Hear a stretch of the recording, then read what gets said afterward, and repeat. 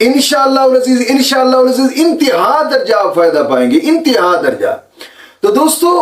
کرنے کا طریقہ کار یہ ہے کہ اگر آپ چاہتے ہیں کہ یار میں کسی کے دل میں میرے لیے محبت پیدا ہو، کسی کے دل میں، وہ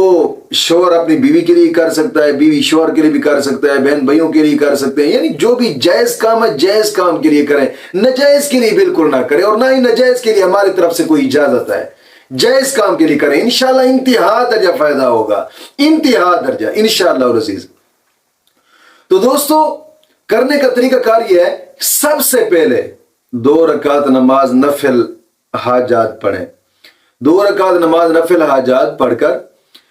پھر اس کے بعد 11 مرتبہ درود ابراہیمی پڑھیں، 11 مرتبہ درود ابراہیمی پڑھ کر پھر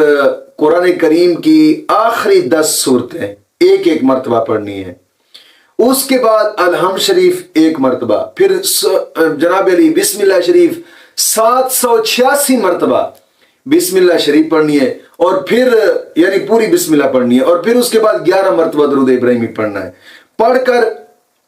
کسی بھی میٹھی چیز کے اوپر دم کر کے اس کو کھلا دیں۔ اگر آپ کھلا نہیں سکتے، کھلانا آپ کے لیے مشکل ہے، کوئی پرابلم ہے، تو پھر آپ ایسا کریں کہ ایک ہی جگہ پہ بیٹھ کر ایک ہی وقت مقرر کریں، پھر 3 دن تک لگاتار اپنے نام کے اعداد اور اس شخص کے نام کے اعداد نکال کر